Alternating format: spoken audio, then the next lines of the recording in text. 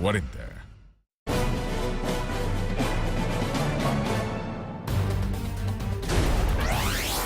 Por presuntos vínculos con la tuta, dictan formal prisión a José Trinidad Martínez Pasalagua, líder transportista en Michoacán. México y California rechazan el despliegue militar en frontera de Texas con nuestro país. México está atento y manifestó preocupación porque no conoce el contenido específico de la iniciativa y el objetivo de movilización de la Guardia Nacional. That goes into the support of the Texas National Guard on the border. I would suspect that it will be of a relatively short duration and that wiser minds will prevail over the next several months. Diputados aprueban en lo general el primer dictamen en materia energética. Ratifica el dominio y la propiedad inequívoca de la nación sobre los hidrocarburos y fortalece la Rectoría del Estado para que en un contexto de competencia y apertura se asegure el desarrollo de la industria de hidrocarburos en toda su gama de actividades. Israel intensificará su ofensiva en la Franja de Gaza, advierte el primer ministro israelí Benjamin Netanyahu. Avión derribado en Ucrania, crimen de guerra, asegura la ONU. ¿Qué tal? Muy buenos días, bienvenidos al primer café en este martes 29 de julio. Los saludamos con muchísimo gusto en estas movidas mañanas. Ana María Salazar, Raimundo Rivapalacio, ¿cómo están? Muy buenos días. ¿Cuántos de ustedes se levantaron haciendo esto esta mañana?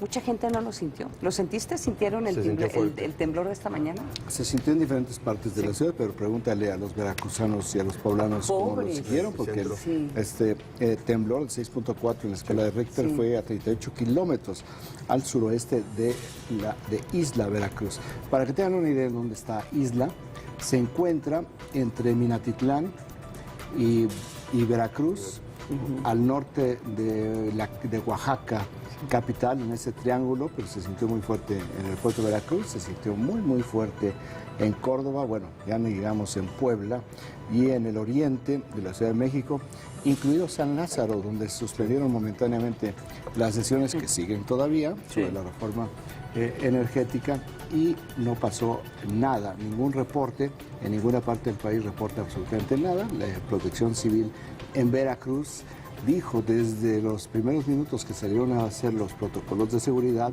que no había problemas a nivel de los ciudadanos y que la planta industrial en Veracruz estaba funcionando correctamente. En Puebla igual, se aplicaron los protocolos de seguridad, no hay nada. En el Distrito Federal, que es la otra gran zona, sobre todo después de ayer que falló una alerta sísmica y provocó caos, se aplicaron los protocolos de seguridad y también el saldo es completamente blanco. Pero bueno, ya vamos a hablar un poco más de esto, porque el PAI informativo que registra la falsa alarma de ayer, pero pues realmente no registra lo de hoy, que fue a las 5:46 de la mañana. El primer tema en el PAI informativo que nos proporciona la agencia Intérite, sin mayor sorpresa, es la aprobación en la Cámara de Diputados de la ley de hidrocarburos en lo general.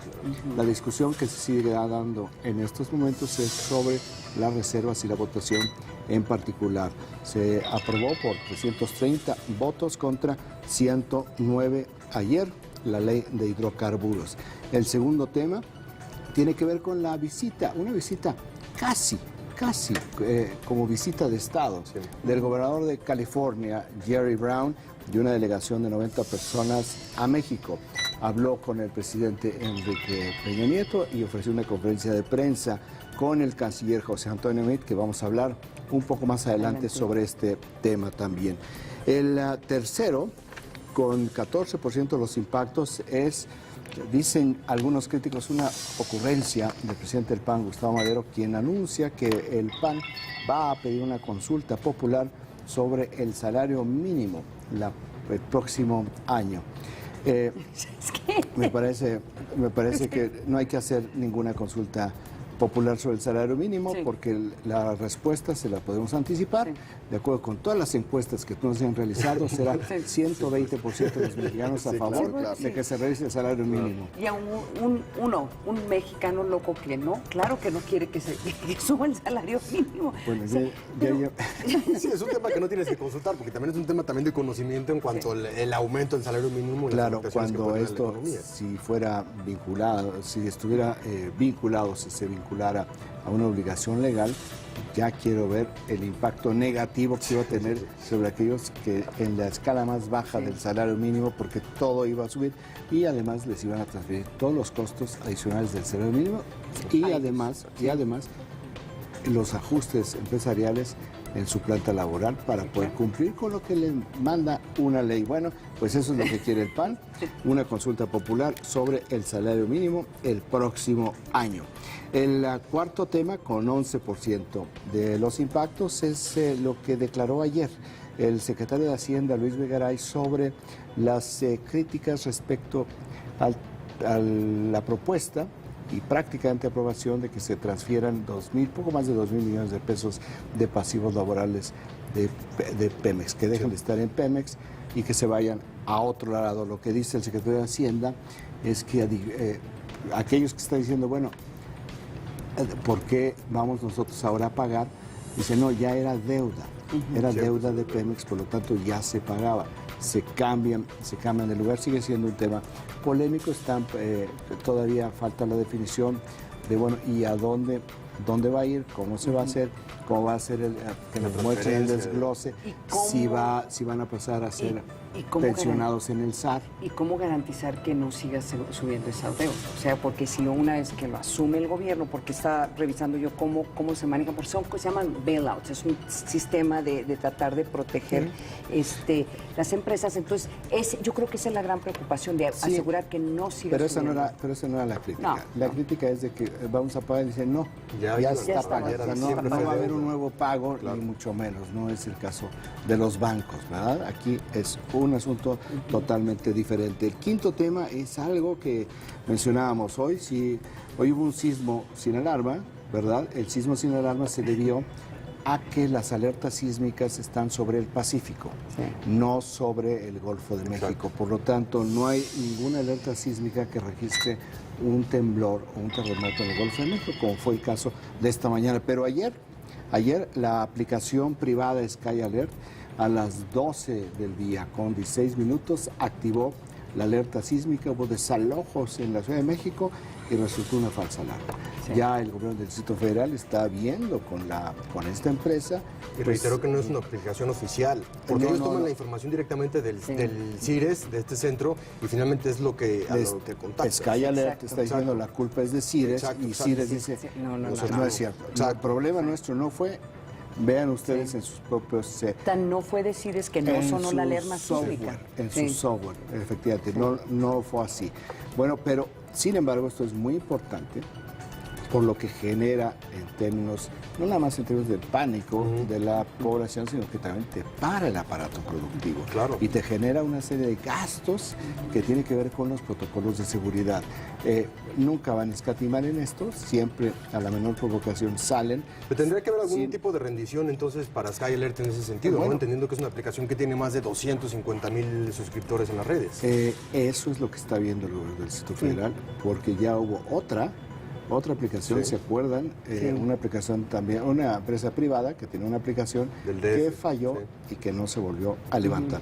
Este es el país informativo. Bueno, pues finalmente vamos con otros temas, porque para tener más detalles precisamente de lo que se sintió hace unos minutos, de lo que estamos platicando con respecto al sismo aquí en la Ciudad de México, le agradecemos mucho a Fausto Lugo, secretario de Protección Civil del Distrito Federal, que nos tome la llamada. Secretario, ¿cómo está? Muy buenos días, muchas gracias por tomar la llamada. ¿Qué tal? Muy buenos días. Un saludo a todo el auditorio. Secretario, ¿cuál es la situación en estos momentos en cuanto al protocolo activado y lo que han encontrado después del sismo de las 5:50 de la mañana? Mira, afortunadamente no tenemos ningún incidente que reportar. Todos los servicios de la ciudad están funcionando en forma normal. Las instalaciones estratégicas, los hospitales, el sistema de transporte colectivo, metro, reporta todas las instalaciones en situación normal. Y estaremos pendientes a los reportes ciudadanos al 5683-2222 precisamente por si al ir amaneciendo ciudadano detecta alguna grieta o alguna situación diferente, con mucho gusto iremos a hacer la revisión correspondiente. ¿Qué tal? Muy buenos días, Fausto. Te saluda Ana María Salazar. Oye, hola, Fausto, Ana María. ¿Cómo estás? Oye, a ver, explícanos de nuevo. Raimundo lo estaba comentando hace unos minutos sobre el tema de la alarma sísmica y la confusión que esto está creando. ¿Ustedes ya han hecho una decisión de qué van a hacer con Sky Alert, qué van a hacer con este apps? Porque sí, mucha gente evacuó los edificios, incluyendo edificios del gobierno federal y de la Ciudad de México. Entonces, como que está creando mucha confusión y pues lo que preocuparía es que la gente al escuchar una alarma no le empiece a hacer caso, como el cuento del niño que gritó el lobo. Hay un lobo. Sí, claro, mira, Ana María, nosotros somos los responsables precisamente de garantizar los sistemas de alertamiento. Se hizo una revisión con Sky Alert cuando se le dio, digamos, el permiso de alertamiento. Se está revisando las condiciones en las cuales se generó la falla el día de ayer y obviamente dependiendo de la situación en la cual se haya presentado, aún no se concluyen algunos análisis técnicos. Una vez teniendo la información veremos qué es lo que amerita. Informar también que el doctor Mancera nos ha dado la instrucción de continuar con un desarrollo que tenemos en Protección Civil que precisamente iría a garantizar que toda la fuente de información con la cual hacemos los sistemas de alertamiento, que es el CIRES, se pudiera poner a disposición de los ciudadanos para formatos de teléfonos inteligentes. Algún tiempo hicimos algún desarrollo similar, desafortunadamente no representó algunos problemas y la tecnología la hemos seguido evaluando. Lo que buscamos es tecnología que nos pueda garantizar que en menos de 5 segundos se pueda informar en forma masiva a la mayor cantidad de habitantes que cuenten con este servicio. Oye, Fausto, a ver, aclárame una cosa. ¿Sí hay una apps que tiene el gobierno del DF donde están informando sobre temblores y sobre el clima? ¿O aparenta ser una apps del gobierno del DF o me equivoco? Teníamos una que fue desarrollada en plataforma BlackBerry, sí. Que era el sistema de alertamiento sísmico conectado precisamente al CIRES. Esta plataforma presentó algunos problemas, es por eso que no se le ha dado continuidad. Estamos revisando cómo resolver esos problemas y sobre todo cómo hacer la aplicación para otros dispositivos móviles, para que no nada más sea de un solo fabricante. Es ahí a donde hemos encontrado los problemas para poder replicar en una forma efectiva el mensaje a más de 1 millón de personas al menos. Fausto, te saluda Raimundo Rivera Palacio. Muy buenos días. Buenos días, Raimundo. ¿Cuál es la razón por la que no existe la alerta sísmica en el área del Golfo de México? Principalmente tiene que ver con situación de inversión. El gobierno de la ciudad ha venido invirtiendo en los sensores tanto de Guerrero como de Michoacán y también se ha dado inversión para la parte de Oaxaca. El doctor Mancera nos ha pedido ir y continuar con este proyecto. Hemos también platicado con las autoridades federales para que también ellos nos apoyen en este mecanismo de alertamiento temprano para no solo para la Ciudad de México, sino para todo el país, seguir trabajando para ir ampliando la capacidad de los sistemas de alertamiento. Pues secretario Fausto Lugo, secretario de Protección Civil, muchísimas gracias por haber tomado la llamada y acompañarnos hoy aquí en el Primer Café. Muchas gracias, secretario. Muchas gracias y muy buen día a todos. Muy buen día. Buen día. Señorita, que también sí tuvo cierto reconocimiento del gobierno esta aplicación o cierto permiso del gobierno de esta aplicación para poder emitir estas alertas. No, bueno, o sea, si bien es una app certificada, sí tiene un permiso. O sea, el asunto es que tú no puedes simplemente tomar y hacerla por lo que esto significa en todo el impacto social. Claro. Por eso mismo, sí hay rendición de cuentas y por eso mismo el gobierno del Distrito Federal en el anterior caso se metió hasta el fondo. Y la empresa pues nunca pudo terminar de garantizar la seguridad de que no iba a haber alertas falsas. En este caso, pues va a ser exactamente lo mismo. Ya veremos cuál es el resultado con esta empresa Sky Alert. que pues está metida en un problema. Sí, es un problema. Lleva 24 horas justificándose en las redes sociales del por qué sí y del por qué no. Y luego muchísima gente le va a decir, bueno, ya ven cómo no funciona, no hizo la alerta sísmica de Veracruz sin saber que no existe. Claro. Alerta temprana en el Golfo de México, ¿no? Pero vamos, esto no ayuda en la percepción y ojalá y no hubiera un linchamiento contra la empresa, ¿verdad? Ojalá y no se satanizara, porque este tipo de empresas son útiles para la gente. Ojalá y esto se resuelva bien y que no se aniquile a 140 caracteres por segundo. Oye, y sabe, es tan útil, Raimundo, que hay que recordarle al auditorio, nosotros aquí en el Primer Café ya van creo que 3 veces que estamos al aire cuando suena la alerta sísmica, que nos permitía hasta nosotros empezar a prepararnos para empezar a buscar información para informarlos. A controlar el pánico escénico, a checar las lámparas que no se nos si no se nos cae algo en la cabeza. ¿Tú recuerdas? A ver a qué movíamos, a dónde estábamos.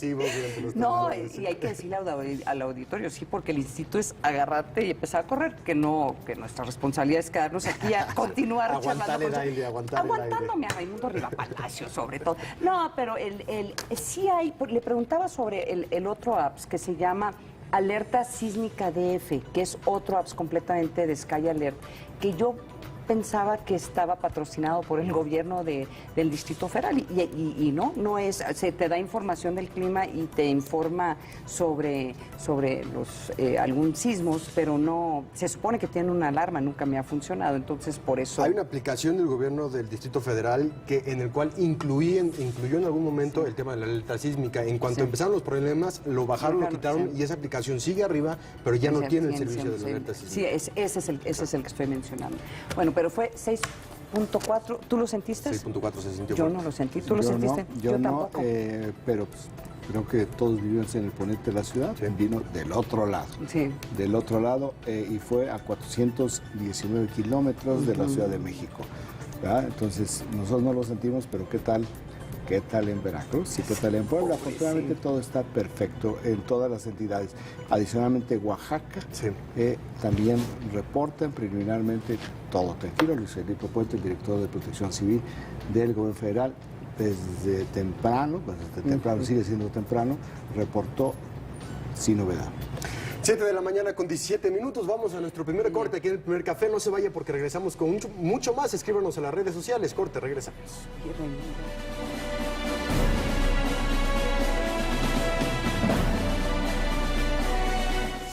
Las escuelas multigrado en Puebla son ya toda una realidad. El modelo implementado como piloto se extenderá a 100 escuelas más en la entidad, 60 primarias, 20 telesecundarias y 20 escuelas indígenas, beneficiando a casi 5,000 alumnos.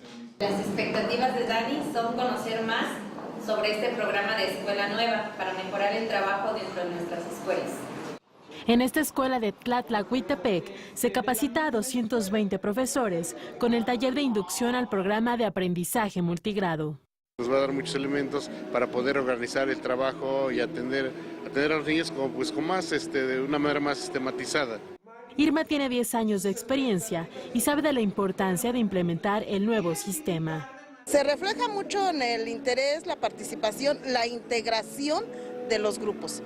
Porque antes el trabajo era más individualista, ahora el trabajo es más en colectivo.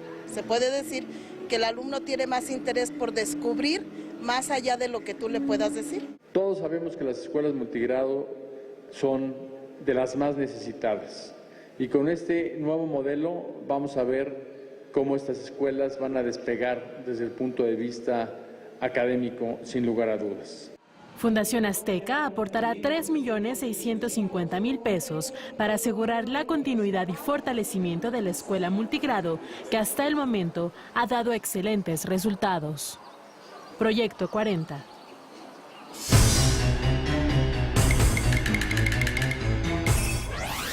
Virus del ébola. Se han registrado al menos 672 muertos. Más de 1,200 nuevos casos. El dato útil para comentar en el café.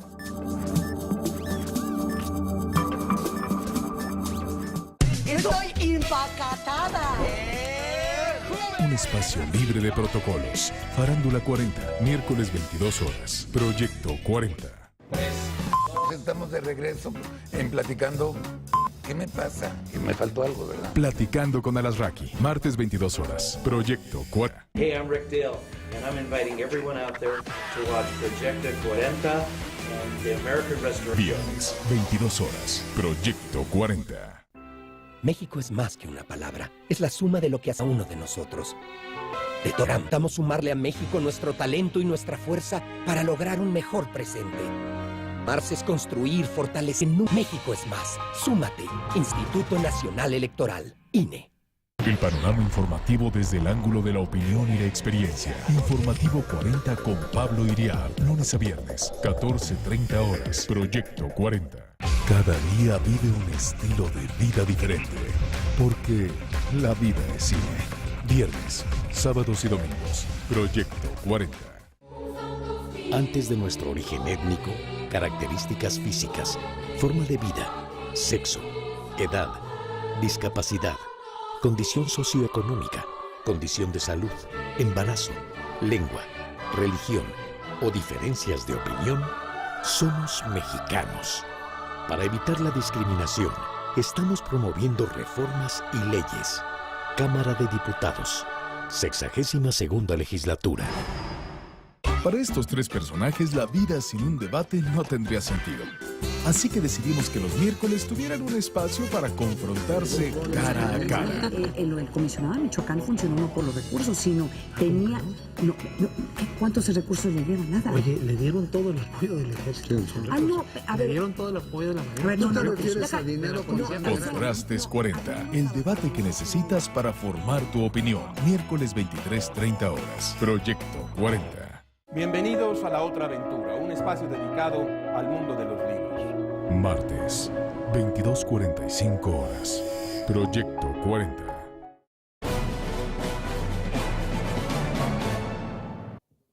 México y California condenaron la presencia militar en la frontera entre Texas y nuestro país para controlar la migración de niños centroamericanos.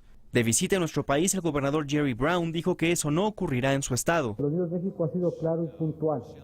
La migración del niño no puede, bajo ningún concepto, interpretarse como un problema de seguridad. Ciertamente, en el caso del migrante centroamericano, no hay ninguna intencionalidad de violentar la integridad de la frontera con los Estados Unidos. México está atento y manifestó preocupación porque no conoce el contenido específico de la iniciativa y el objetivo de movilización de la Guardia Nacional. That goes into the support of the Texas National Guard on the border. I would suspect that it will be of a relatively short duration and that wiser minds will prevail over the next several months. El canciller José Antonio Meade dijo que la falta de una reforma migratoria compromete la integración de América del Norte y señaló que no se justifica el uso de la fuerza contra los migrantes. Cuando de niños se trata, nunca se podrá justificar el uso de ningún tipo de fuerza pública militar. Solo se entendería su presencia si fuera en caso de asistencia médica o para apoyar logísticamente el transporte de personas. Is greater and greater integration, whether there's a wall or a border or a difference in language. The history has been, for over 200 years, an increasing integration. That will not slow. I think it will accelerate, and I'm here to make sure that acceleration of the integration.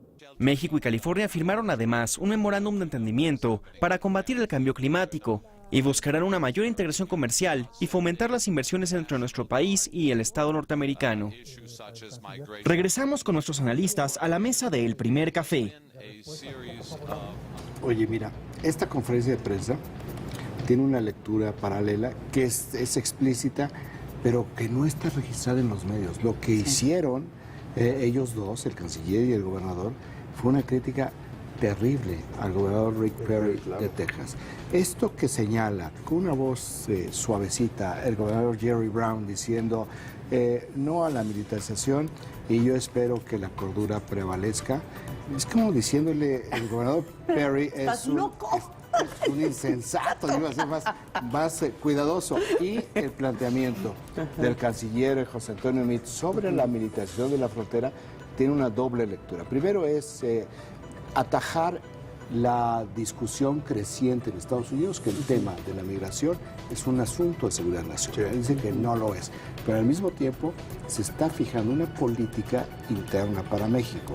Si no es con militares la vigilancia de la frontera sur, nos van a tener que explicar cómo se va a conciliar que en el primer y tercer perímetro de seguridad en la frontera sur, que lo platicamos hace varios días, va a haber militares patrullando. Entonces aquí sí hay una pequeña contradicción sobre el uso de militares mexicanos para controlar la migración en la frontera sur y la crítica a la utilización de grupos no militares en términos convencionales para la protección de la frontera de Texas con Tamaulipas, que es realmente el área de vigilancia de Rick Perry.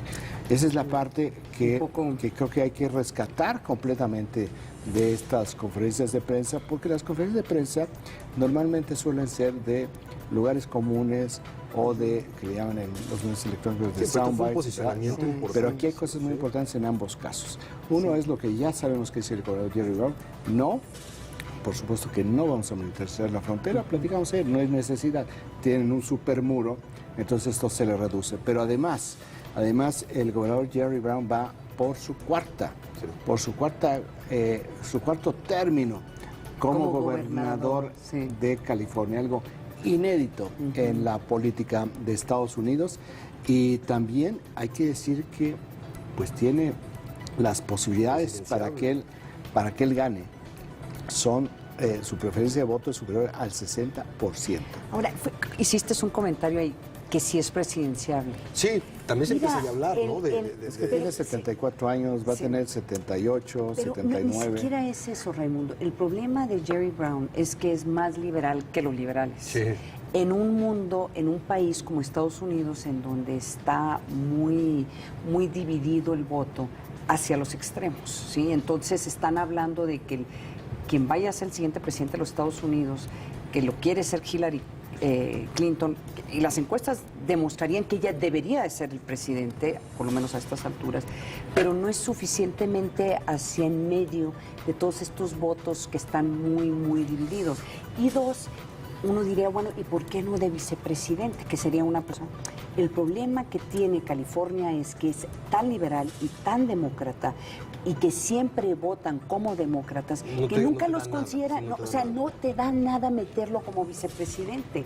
Entonces, que es una lástima, porque es un extraordinario político. Ahora, qué importante también era que apareciera la voz de Jerry Brown para contrarrestar la voz de Rick Perry dentro del debate nacional. En la agenda previa al viaje de México no estaba el viaje de la migración, y fue una crítica. Dijeron, va a tocar el tema de medio ambiente, va a tocar el tema de empleo, va a tocar el tema de comercio, y no iba a tocar el tema de migración. Ahora, la conferencia de prensa también sorprende ayer porque se toca específicamente el tema migratorio, y es un posicionamiento de Jerry Brown para contrarrestar lo que está haciendo Rick Perry. Creo que también a nivel de debate estadounidense es importantísimo. Pero este ¿cómo tipo de vienes voces a México y no hablas sobre el tema migratorio o el tráfico de armas?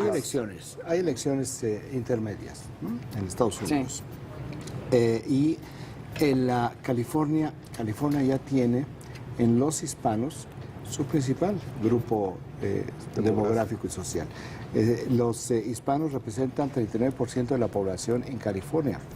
Los blancos, los WASP, los blancos, anglosajones, protestantes, los gringos, pues, para hablar claramente, los gringos, son el 38.8%. Solamente Nuevo México tiene una mezcla también donde los hispanos son más que los gringos, por llamarlo de alguna manera. Nada más que Nuevo México, frente a lo que es California, no existe. En términos de poder económico, ¿no? California es la quinta economía del mundo. Y México es su principal socio comercial de California. Bueno, sería el segundo socio. Si fuera país, California sería el segundo socio, lo comentábamos. Estados Unidos, California y luego China. Ahora, ¿cuál es el problema de esta gran población hispana? ¿Qué es lo que le llaman?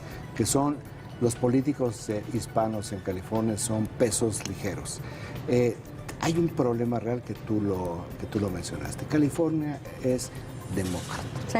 Entonces, todos los, no recuerdo si son 52 o 54 votos del colegio electoral. Hay que recordar que en Estados Unidos la democracia es indirecta, las elecciones presidenciales no se vota por el presidente, se vota no por, voto por miembros del colegio electoral. El colegio electoral son 270 votos en el colegio electoral. Quien tiene la mayoría, o la mitad más uno, ya. 52, 54 votos en el colegio electoral, que es lo que tiene California, que es similar a lo de Nueva York, que Nueva York también es totalmente demócrata, como Texas es totalmente republicano. Por eso los candidatos presidenciales ni siquiera hacen campañas en esos estados, porque ya son de ellos. Ahora, es decir, esta población hispana que va ganando espacios políticos, esto sí, muy importante, todavía no tienen una incidencia real en las elecciones federales, pero en las elecciones locales sí tienen una incidencia muy fuerte. Tenemos, por ejemplo, que el próximo presidente del Senado, que asume ya en octubre, en el año fiscal que arranca en octubre, que es un mexicano, es Kevin de León, y el Senado en Estados Unidos, en los estados, hay un Senado federal y hay senados estatales. Los senados estatales manejan el presupuesto. El presupuesto es tan importante que California tiene un presupuesto mayor al de México, para que nos vayamos entendiendo el tamaño del dinero que hay en California.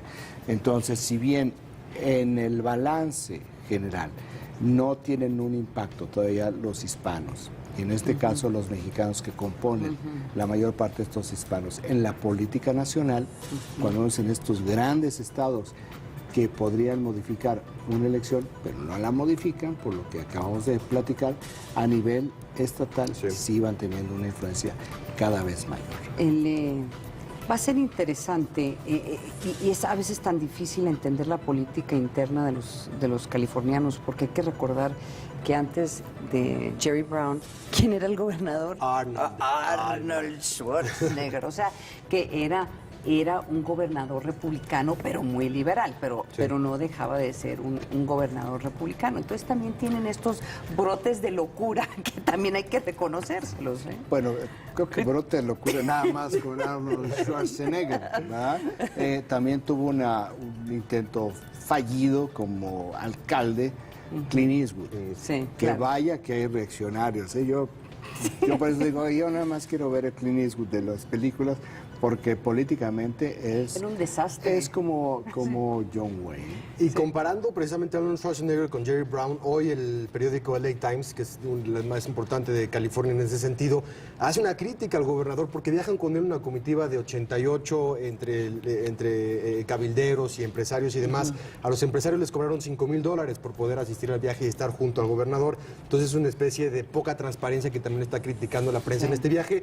Ya lo hizo China, lo está haciendo México. Es un gobernador que está buscando inversión, que está buscando oportunidades para California, pero que de cierta forma... Pero no es sobre transparencia, porque realmente el tema es cómo vamos, no es de que vamos con el gobernador. Aquí no es lo que dice el presidente, vamos, en cuanto a y las aunque reales, estés muriéndose en el hospital, te levantas, ¿verdad? Para ir con el presidente. No, allá van a ir porque hay oportunidades de trabajo, de negocio. Entonces, si quieren ir, pues saben que no le vamos a transferir a los contribuyentes. Entonces, como vamos a rentar un avión, entonces el avión nos va a costar tanto dinero, prorrateado, nos va a costar tanto dinero, $5,000. El transporte dentro de la ciudad, movilizarlos dentro de la Ciudad de México. Que es un poco lo que hace la Casa Blanca en sus viajes, ¿no? Aunque la Casa Blanca paga, el gobierno federal, los contribuyentes pagan por el presidente y el equipo de seguridad, todos los demás, que incluye, según el viaje, hasta 300 periodistas que viajan en charters,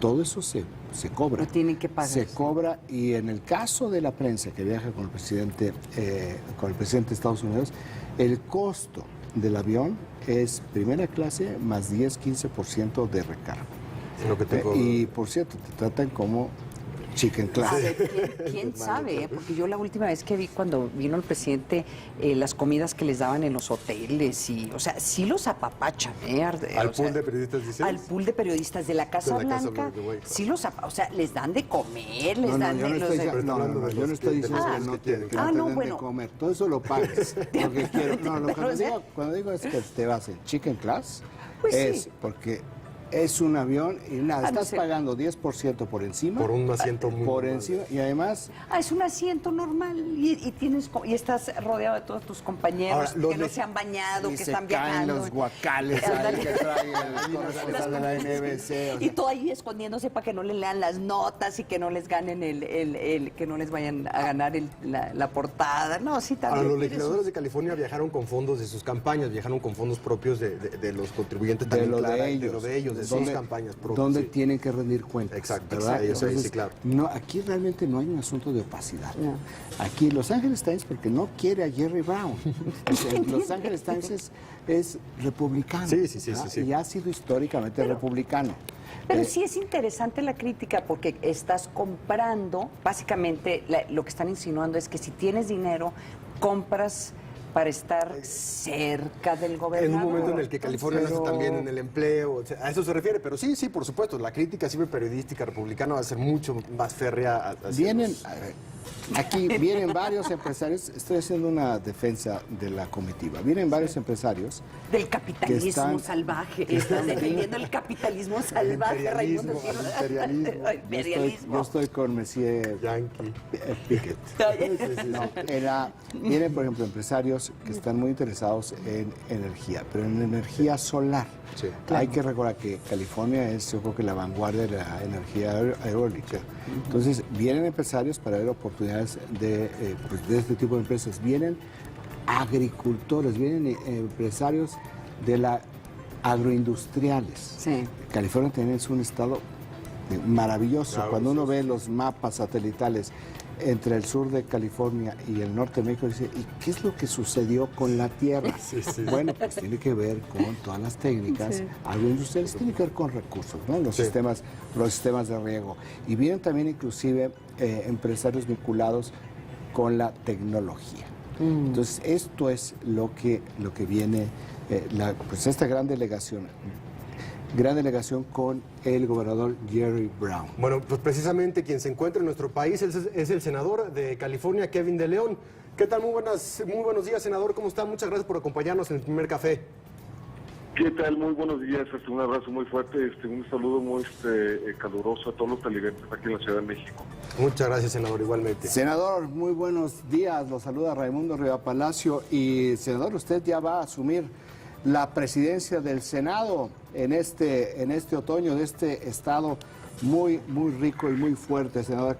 Estamos platicando en este momento sobre cómo la población hispana en California ya es el primer grupo social demográfico en California, 39% de la población, según el Pew Center, contra 38.8% de la población blanca. Y yo quisiera preguntarle, senador, en términos de política, ¿qué tanto peso está teniendo cada vez la comunidad hispana? Usted sería un ejemplo de esto, el primer presidente del Senado de origen hispano en su historia, pero ¿qué tanto peso para modificar políticas domésticas y también para modificar políticas federales está teniendo este cambio demográfico en la costa oeste de Estados Unidos? Bueno, Raimundo, pues obviamente somos testigos de algo histórico, los cambios demográficos, que son cambios gigantescos que se está llevando a cabo.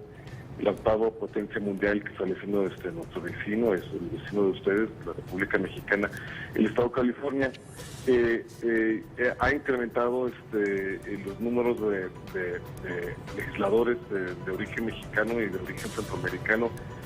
La bancada demócrata, igual como la bancada republicana, también hay 2 o 3 republicanos de origen mexicano en el estado de California. Y eso va cambiando el rostro político en el estado de California, donde más mexicanos se están empadronando, se están haciendo ciudadanos y luego se están empadronando con el derecho del sufragio el voz y voto. Y eso va cambiando también la esquema política en el estado más poderoso, la Unión Americana, el estado de California, a términos de cuestiones de, por ejemplo, licencias, ya por primera vez nuestra gente latina inmigrante puedan conducir sus coches en el estado de California sin el temor, sin el miedo, sin la necesidad de tener el coche confiscado por la grúa o aún mucho más peor, ser detenidos, deportados por el simple delito que no tienen licencias. La cuestión de acta de confianza, que fue una bofetada al gobierno federal, que no vamos a detener personas por simple hecho que no tienen papeles, el único delito es vender tamales para sostener el techo, agua y luz para la familia. Así que son cambios muy gigantescos por el bien, al final de cuentas, de nuestra gente con nacionales del estado de California, y yo creo que eso va a cambiar también el rostro de la política en los Estados Unidos. Senador, a lo largo de los años hemos visto que también los republicanos cada vez más van convenciendo a hispanos de votar por su programa y por su agenda. Yo le quisiera preguntar un poco para conocer el pulso de los hispanos en California. Es un poco retórica la pregunta, pero si usted cree que hoy pasaría en California o se rechazaría la proposición 187. Bueno, perdón, Raimundo, es que no se oye bien, pero escuché la 187. Sí, yo le diría, para medir el pulso de lo que son hoy los hispanos en términos políticos, en la geometría política de Estados Unidos, hoy, ¿cómo reaccionarían los hispanos ante una propuesta como la proposición 187? Bueno, como ya sabes, este año, 2014, reconocemos el 20 aniversario de la 187, que aquel entonces, en el año 94, fue una iniciativa repugnante, una propuesta, una iniciativa vil en contra de los latinos e inmigrantes, en contra de los mexicanos, en contra de los centroamericanos. Fue una propuesta que buscaba un chivo expiatorio por todos los males económicos y sociales en el estado de California debido al declive de la economía en California y pues obviamente en aquel entonces el alto índice alarmante de desempleo.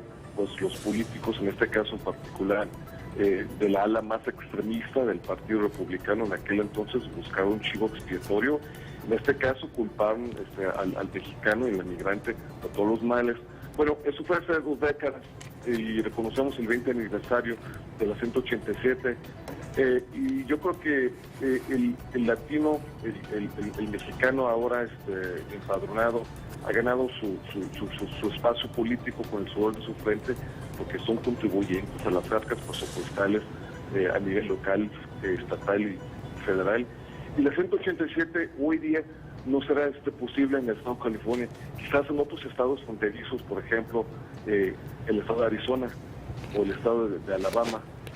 Nosotros en California no somos Alabama y menos somos Arizona, y pues obviamente la respuesta ante el fenómeno humanitario de estos niños inocentes indocumentados en la frontera sur con México, con los Estados Unidos, la respuesta del gobernador del estado de Texas, por ejemplo, Rick Perry, ha sido de mandar tropas de la Guardia Nacional a recibir a estos niños inocentes en la frontera sur con los Estados Unidos.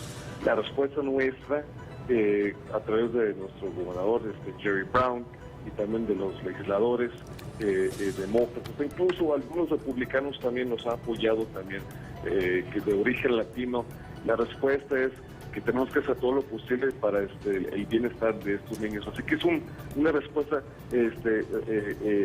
fundamentalmente diferente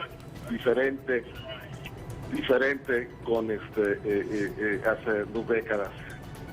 Senador, te saludan a María Salazar. Senador, hola, ¿cómo estás? Oye, aquí, Kevin, lo que me parece interesante de tus comentarios, que hemos estado hablando desde la perspectiva de California y el liderazgo que está ejerciendo el mexicano americano en California, Pero el poder cambiar la política pública de un país también requiere que haya líderes mexicoamericanos a nivel nacional. Y parecería que los demócratas en este momento no lo tienen y no lo han tenido algún tiempo, especialmente comparando pues con la forma en que y la presencia que está teniendo, por ejemplo, el senador federal Marco Rubio. Entonces yo te pregunto, o sea, desde tu óptica, ¿qué está pasando ya con el movimiento de los mexicoamericanos en Estados Unidos? ¿Por qué no se siente ese liderazgo? Bueno, es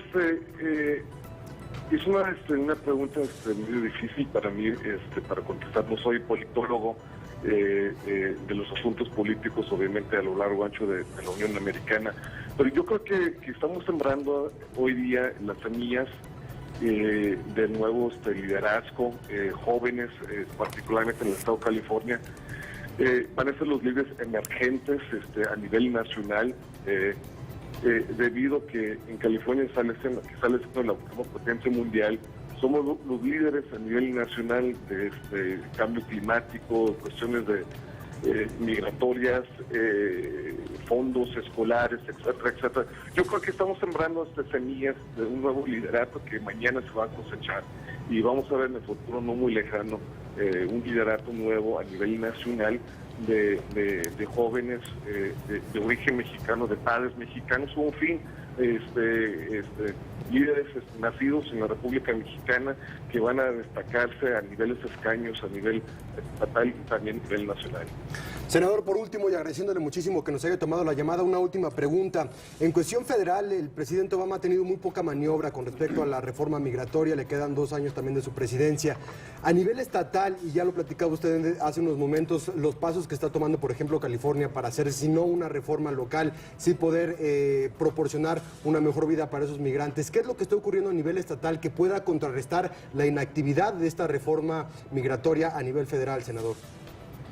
Bueno, tienes toda la razón. Lo que está sucediendo ahorita en Washington son maniobras políticas, un jaque, no quiere decir que es un jaque mate, es un jaque debido a una ala muy extremista de derechistas del Partido Republicano, que por X razones y motivaciones no quieren promover, empujar una propuesta, una reforma migratoria integral. Tengo que ser parejos, ¿no? Porque tengo algunos colegas republicanos que públicamente han alzado su voz en favor de una reforma migratoria integral para nuestra gente latina inmigrante, pero en fin, me parece que el Partido Republicano está secuestrado ahorita, pues, obviamente, y los rehenes en este caso es nuestra gente latina trabajadora a lo largo y ancho del país. Pues obviamente es muy difícil porque se siente, me imagino, el presidente Obama que tiene las manos esposadas, porque no se puede empujar una propuesta en la Cámara Baja del Congreso debido a una ala muy extremista en Washington DC. Pero en fin, nosotros en California y quizás otros estados no vamos a esperar a los diputados federales para tomar acciones concretas, acciones proactivas, acciones gigantescas por el bien de nuestra gente latina migrante. Por ejemplo, retiro, ¿no?, que el gobernador Jerry Brown, a través de la bancada latina, enfocó una propuesta de licencias para nuestra gente. También firmó el acta de confianza, que fue una bofetada al gobierno federal. Y también estamos promoviendo más fondos para aquellos niños súper jovenazos, ¿no?, que recibieron excelentes calificaciones, pero sin embargo su estado legal aquí en este país es como indocumentado, para invertir más fondos a través de los contribuyentes de California para invertir en estos jóvenes, porque al final de cuentas, aunque el rostro es mexicano, sus raíces son mexicanos, al final de cuentas son americanos, y tenemos que hacer todo lo posible para invertir en estos jóvenes. Así que en el estado de California no vamos a esperar para nuestros colegas en Washington, desde el Senado y menos la Cámara Baja, para promover una reforma migratoria, o mejor dicho, me autocorrijo, acciones concretas, proactivas, a favor de los inmigrantes y para mejorar la condición. Pues, senador, le agradecemos enormemente que nos haya tomado la llamada, que nos haya acompañado esta mañana aquí en El Primer Café. También enhorabuena por su nuevo liderato allá en el Senado y estaremos muy atentos. Muchas gracias, senador. Gracias, muy mal. Un abrazo fuerte. Buen día. Buen Gracias, día, senador. senador del Estado de California. Senador de origen Interesante. mexicano, Sí. nacido en San Diego de madre Sí. mexicana. Sí. Pues vamos a un corte, nuestro último corte aquí en el primer café. No se vaya porque regresamos con mucho más.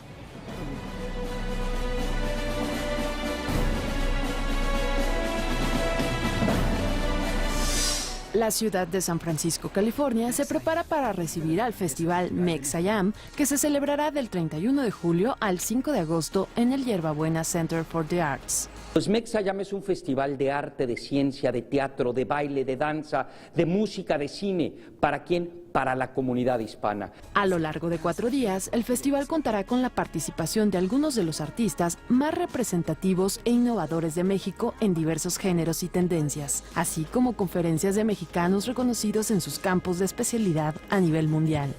Para más información, consulte www.mexayam.net. Proyecto 40.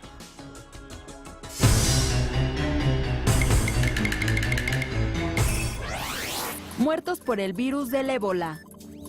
319 en Guinea. 224 en Sierra Leona. Y 129 en Liberia. El dato útil para comentar en el café.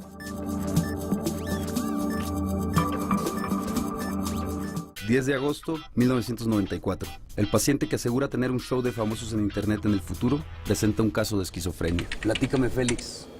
En el futuro, ¿cómo se hace la gente famosa por internet?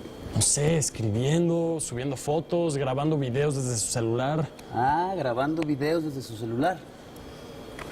A ver, hazme un video. Late Night Express con Félix de Valdivia. El entretenimiento del futuro, hoy. Próximamente, Proyecto 40. Se los juro, en el 2014 el presidente de Estados Unidos es negro. Por más que los dioses se resistieron, el nuevo Oikos Coco, súper cremoso con ralladura de coco y nuestra receta original, ya está en la tierra. Oikos, para muchos el mejor yogur del mundo. Para ti que disfrutas del deporte. Que lo vives. Lo comentas. Lo compartes. Tu afición encontrará un espacio. En Proyecto 40 Próximamente estaremos marcados por la pasión. Marcador 40. Proyecto 40. Hay mucha diversidad, hay mucha vida. Es como entrar a otro mundo. El color del agua es como rojo sangre. No se puede garantizar un día de clima perfecto en el océano Antártico. La visibilidad es pésima.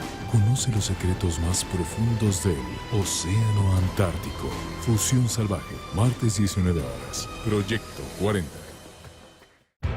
Mover a México es hacer que el mundo admire nuestro país, que más turistas vengan a visitarlo. Al año, más de 500,000 de vuelos llegan a nuestros aeropuertos. Y 24 millones de turistas extranjeros disfrutan de México, dejando importantes ingresos para el país. ¿Que por qué es tan importante todo esto? Porque el turismo genera 3 millones de empleos de calidad y porque es la industria que ocupa a más jóvenes. Eso es mover a México. Gobierno de la República. Ustedes siempre se las arreglan para desatar la furia de Dios en mí. El precio de la historia. Todos los jueves 22 horas. Proyecto 40. Los reyes de la baraja te mostrarán que el poder está en tus manos. ¿Lo tomas o lo dejas? Martes y jueves 21 a 30 horas. Proyecto 40. ¿No te gustan las corbatas amarillas? Sí, uso corbatas amarillas, pero no estoy casado con las corbatas Berna, amarillas. otras historias. Viernes 21 a 45. Proyecto 40.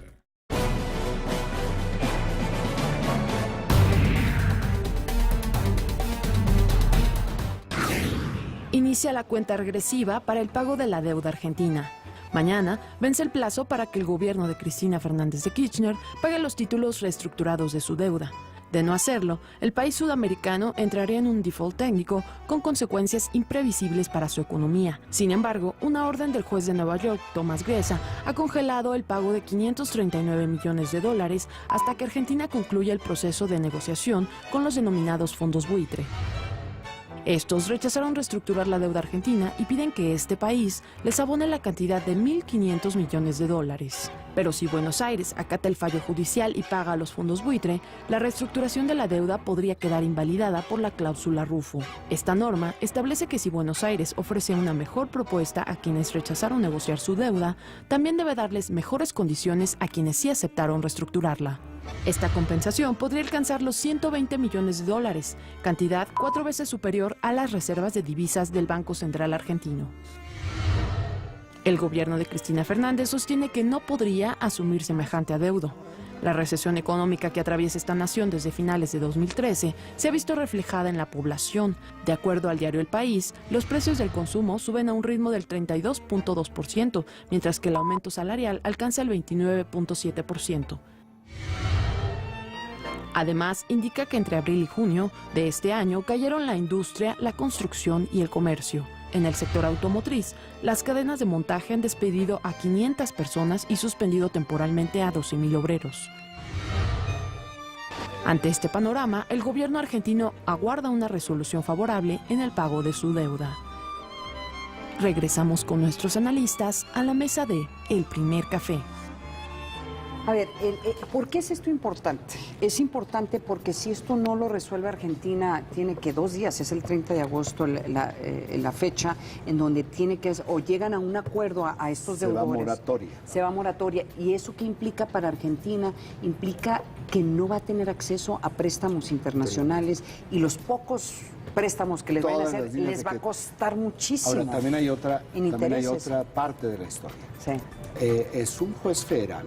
Sí. O sea, Argentina tiene razón. Sí.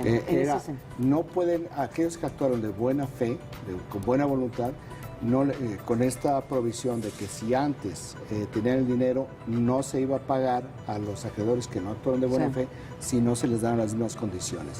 Tienen que pagar a los que no actuaron de buena fe, pero no porque sea un acto voluntario del gobierno argentino, sino porque es una orden de un juez estadounidense. Entonces, es un juez que en su lógica doméstica, en su circunscripción, en lo que le alcanza con los fundamentos de la ley, y es algo ilegal, está determinando la suerte de un país. Sí. Esto tiene que ser una experiencia y una lección para muchos otros países en el momento en que hagan su ingeniería financiera cuando entren en crisis. Esta sería el quiebre de un gobierno. Los gobiernos no quiebran, pero aquí nos iría a una moratoria y generaría una distorsión en la economía latinoamericana y tendría un impacto en los mercados más allá internacionales. De Argentina, que ese es el otro temor. Están diciendo que ya los mercados ya asumieron el riesgo, que no sería tan grande el impacto, pero a final de cuentas el problema lo tiene Argentina y posiblemente lo tienen otros países que venden estos bonos con la posibilidad de en ese momento pagar sus deudas, pero a largo plazo no ordenan sus finanzas. Vamos con un tema rápidamente, porque desde ayer circulan en las redes sociales un video en el que supuestamente se observa a Rodrigo Vallejo, hijo del exgobernador de Michoacán, Fausto Vallejo, con Servando Gómez Martínez, alias La Tuta, líder de los Caballeros Templarios. A continuación le presentamos un fragmento de esta grabación. Las dos personas que ya tenían... ¿No fue compatible? No, es que no importa si es compatible o no. Estaba dañado. ¿Por qué? Porque tomas pastillas para que sea compatible. Entonces le van a cambiar el páncreas, le van a cambiar el hígado, le van a cambiar el intestino, o sea,